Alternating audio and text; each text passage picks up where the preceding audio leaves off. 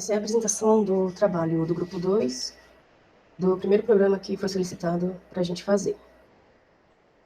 O nosso grupo é composto por 5 pessoas: o Christian, o Frederico, Maria Júlia, o William e o Thales. Aqui, nessa apresentação, a gente vai falar sobre as convenções utilizadas antes de apresentar o programa propriamente. Então, a gente vai falar das convenções do eixo cartesiano, da orientação dos ângulos e dos momentos. Do eixo cartesiano é aquela coisa tradicional, né? Que a gente tem o y apontado para cima como positivo, o x para a direita como positivo. Daí aqui tem as representações, como fica o sinal do x e do y, tanto no primeiro, no segundo, no terceiro, no quarto quadrante. E no nosso programa, os elementos que estão seguindo esse tipo de convenção serão as forças. Então, a nossa barra ela vai sempre iniciar na origem do nosso eixo cartesiano e vai sempre crescer para a direita, para o nosso x positivo. Para sempre facilitar, hein? Porque também, quando eu falo que uma barra tem um tamanho 10, por exemplo, ela não pode ser um tamanho menos 10, assim, tipo, no nosso dia a dia a gente não encontra coisas com tamanho negativo, então a gente fez um programa que reflete a realidade nesse sentido. Então as forças que eu aplicar em cima dessa barra, elas vão estar, a maioria delas, né, vão estar todas no primeiro quadrante, mas também podem haver forças no quarto quadrante, uma força que vem de baixo para cima, por exemplo. Os torques também. O torque também vai seguir aquele padrão da seta dupla, né, que o professor apresentou para a gente logo na primeira aula. Quando ele apontar para a direita, seguindo esse padrão de x vai ser positivo, se ele apontar para a esquerda, vai ser negativo. Agora, no que diz respeito à orientação dos ângulos, a gente também vai seguir a orientação tradicional, de acordo com o círculo trigonométrico. Então, se eu caminho nesse sentido, eu tenho um ângulo positivo. Se eu caminho agora para baixo, no sentido horário, eu tenho um ângulo negativo. Por exemplo, quero representar uma força com um ângulo de 90 graus atuando de cima para baixo. Então, eu venho, 90 graus atuando de cima para baixo. Agora, a minha força está atuando de baixo para cima de 270 graus. Eu posso caminhar tanto, se eu apresentar isso, né, eu caminho o círculo 270 graus e faço ela apontando aqui. Ao passo que eu também posso dizer que eu tenho uma força atuando de baixo para cima com menos 90 graus, que é a mesma representação do 270, mas eu parto da minha origem, do zero aqui, e desço 90 graus. Então, aqui a gente teria o 0, 180, 270, 360. Ou 0, menos 90, e a gente pode fazer toda a parte negativa. Então, a gente está livre para caminhar no nosso círculo trigonométrico dessa forma. A questão de momento, a gente vai representar um pouquinho diferente dos ângulos. Enquanto que no ângulo, para ser positivo, ele precisa caminhar no sentido anti-horário, no momento, para ser positivo, ele vai caminhar no sentido horário. E, obviamente, para ser negativo, ele caminha no sentido anti-horário. Agora a gente vai falar uma parte de limitações do nosso programa, porque certas coisas não a gente foram limitadas, né, para serem codadas. Na nossa carga distribuída, que vai ser aplicada na nossa barra, ela só pode aceitar uma. Porque se a gente colocar mais que uma carga, os gráficos que vão ser a saída do nosso programa, principalmente os de esforço interno, perdão, não vai ter uma saída muito boa, assim, muito característica dela. E daí também, por conta da nossa carga estar limitada, a nossa função de distribuição de carga também, ela vai ter o nosso polinômio, né, ele vai ter um grau que varia de 0 a 9 só, por questão também da complexidade do algoritmo e essas coisas que podem deixar o programa mais lento. Vou apresentar um problema que vai ser resolvido pelo programa elaborado pela equipe. O problema é uma barra de 10 metros, que tem dois apoios, um do tipo pino em x igual a 2 metros, e um do tipo rolete em x igual a 8 metros. Nelas são exercidas duas forças, uma de 30 newtons pontual em 3 metros e uma carga distribuída de x-6 entre 6 e 10 metros. Com isso é possível calcular a força resultante de 8 newtons nessa carga distribuída e seu ponto de aplicação de 8,67 metros. É possível fazer, então, esse diagrama de corpo livre e, a partir dele, é possível obter esse sistema de equações que representa as reações dos apoios às forças. Esse mesmo sistema de equações vai depois aparecer no código, vai ser usado para cálculo das reações pelo código, que depois vai ser demonstrado nessa apresentação. Com isso é possível calcular também os esforços internos. Primeiro, é dividida essa barra em 5 regiões, e para cada uma delas é possível calcular os esforços internos. Força cortante, momento, torque e força normal em cada uma dessas regiões, que depois também vai ser comparada com os gráficos que vão ser plotados pelo código. Então agora a gente vai resolver esse problema que a gente especificou mais cedo com o nosso programa, né? Então a gente está aqui na pasta do código-fonte, a gente vai abrir o page.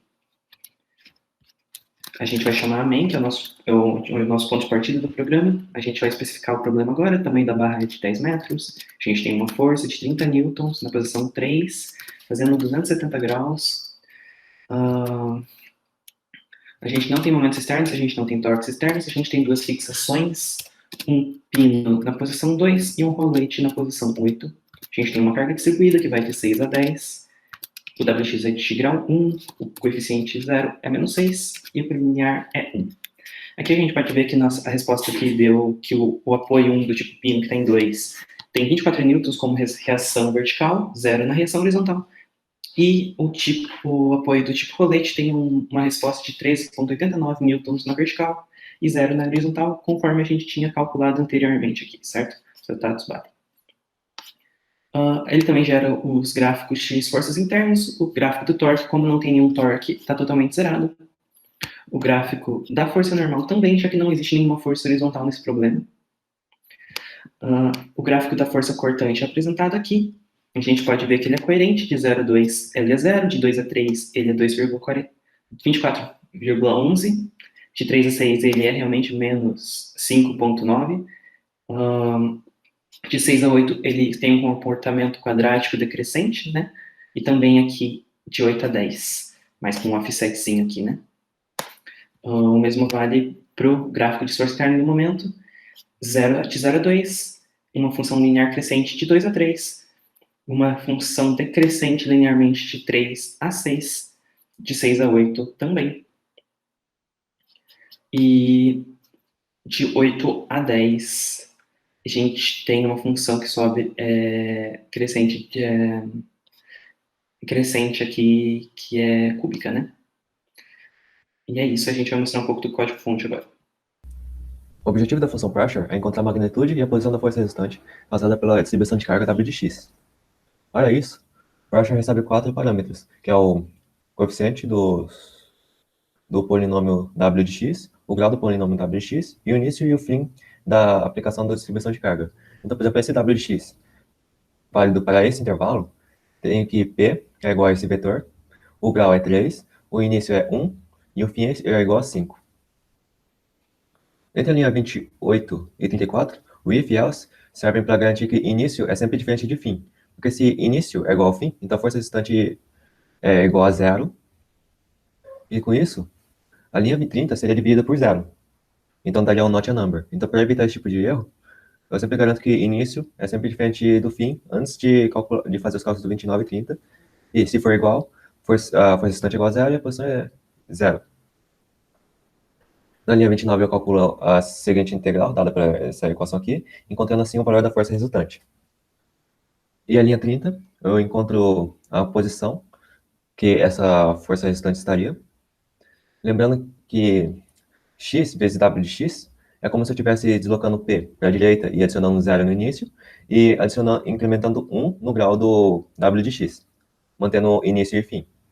E assim eu consigo encontrar a posição na linha 30. E por fim, na linha 38, o sinal negativo serve para manter a direção, o sentido que força para baixo é sempre negativo. A função, então, que vai encontrar a reação dos apoios numa barra é a getReaction. Ela basicamente vai receber F contendo todas as forças, momentos e torques, assim como suas posições. Isso acontece de forma de uma matriz. E outro parâmetro é a fixação, que basicamente o tipo de apoio e a posição. Pode ser pino, rolete ou fixo engastado. O problema, então, ele é modelado numa forma de sistema linear, do modelo AX igual a B, no qual X seria, então, as reações possíveis para essas fixações. Então, o vetor X é definido aqui, eu olho para as fixações, olho para cada tipo de apoio e defino as possíveis reações. Em seguida, eu monto a matriz A, que basicamente vai definir os coeficientes desse sistema linear. Eu faço isso olhando, então, para as possíveis reações e eu modelo isso de forma a fazer 4 equações de somatório de força, momento, torque, sendo a primeira linha da matriz A, as forças horizontais, a segunda, forças verticais, depois momento e torque. Isso é feito aqui. E, por fim, o vetor B desse sistema linear é encontrado aqui. Basicamente, eu olho para todas as forças externas, momentos e torques, e eu agrupo eles também nesse mesmo modelo de horizontal, vertical, momento e torque, fazendo somatório e operações condizentes com cada coisa. Por fim, eu tenho, então, a matriz A, o vetor B, eu posso resolver um sistema linear usando uma função do próprio Tave, e esse resultado vai ser, então, o valor das reações. É só atribuir isso à variável x, e eu tenho um retorno então, da minha função com todas as reações das fixações dessa barra. Vamos explicar o funcionamento da função de plotagem dos diagramas dos forças solicitantes. Essa função recebe como parâmetros o tamanho da barra, a matriz F, que eu vou explicar daqui a pouco, e as matrizes polinômios, graus e limites polinômios que representam as cargas distribuídas na barra. No caso do problema, como só tem uma carga distribuída, cada uma dessas matrizes vai ter só uma linha. Mas a função considera também casos em que não existem cargas distribuídas e também que existe mais de uma carga distribuída. Bom, então, essa matriz F basicamente representa os limites de cada uma das regiões que vai ser considerada para o cálculo dos esforços internos. Então, nesse caso, ela vai representar essa força de 24,11 newtons na vertical, que atua nesse ponto, essa força de 30 newtons que atua nesse ponto, portanto, separa essas duas regiões, o início também da carga distribuída, essa reação do apoio do tipo rolete, e também o fim da carga. Essa matriz representa, ela segue ainda a convenção que foi seguida durante o restante da resolução do exercício no código, né? Então, cada uma das linhas tem 3 colunas. A primeira coluna representa o valor do que está sendo considerado ali. A segunda coluna representa o tipo do que está sendo considerado ali. Então, se esse tipo for 0, representa uma força horizontal. Se for 1, vertical. Se for 2, momento. Se for 3, torque. E a terceira coluna representa a posição que está sendo aplicada aquele esforço, né? Então, bom, basicamente, para cada um dos 300 pontos que vão ser plotados, ele primeiro tem essa variável atual, que representa o final da carga da seção atual, está sendo considerada aqui. Então, portanto, se a posição de x tivesse dentro dessa região R3, essa variável atual representaria 6 metros, que seria o final dessa seção. Então, ele verifica se existe algum polinômio. Se verificar algum polinômio, se existe algum polinômio, ele verifica se o x atual é maior que o final desse polinômio. E se for, ele diz que o polinômio acabou, que basicamente o que faz somar 1 a essa variável aqui. Se não, ele verifica se existe ainda um termo em f a ser considerado. Se existir, ele verifica se a posição atual em x é maior que o final da seção que estava sendo considerada. Então, por exemplo, se o valor de x significaria que ele está aqui em R4, mas o valor de atual ainda é o final de R3, então ele tem um loop que atualiza esse valor, o valor da linha da matriz F, até que o final da seção corresponda ao final da seção que esse valor de x está realmente. Então, até que seja 8 metros, que seria o final de R4, nesse caso específico. Bom, agora para cada um das linhas para cada um dos pontos em x, ele faz um loop para cada uma das linhas da função f, e ela basicamente considera que, para valores de força vertical, ele soma essa força na força cortante, e também soma um termo momento, né? Então ele soma a posição dessa força vertical. Ele multiplica a posição da soma vertical, da força vertical, perdão, no valor da força, efetivamente, e soma no valor até então da matriz naquele ponto. Para forças horizontais, ele soma na normal, no subtrato normal. Para momentos, ele soma momento no vetor de momentos, e a mesma coisa para o torque. Para polinômios,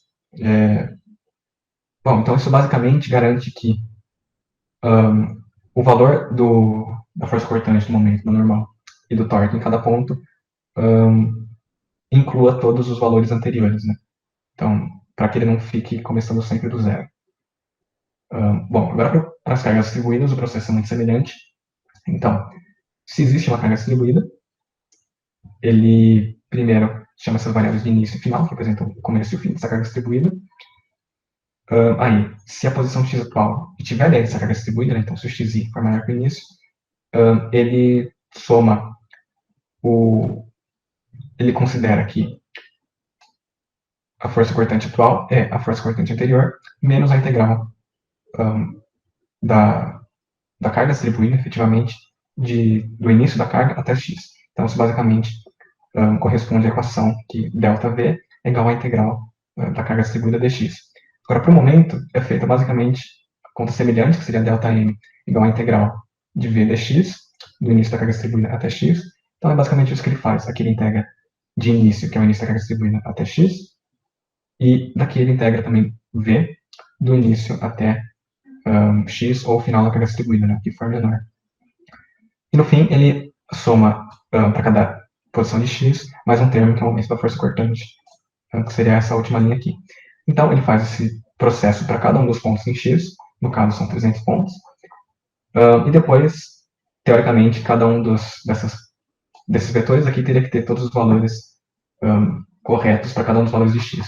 Com isso, agora ele chama a função própria do tail, ele plota no eixo x os valores de x, no eixo x, dependendo do gráfico, a força cortante, a normal, o momento e o torque. Então, basicamente, esse é o funcionamento dessa função da plotagem dos diagramas.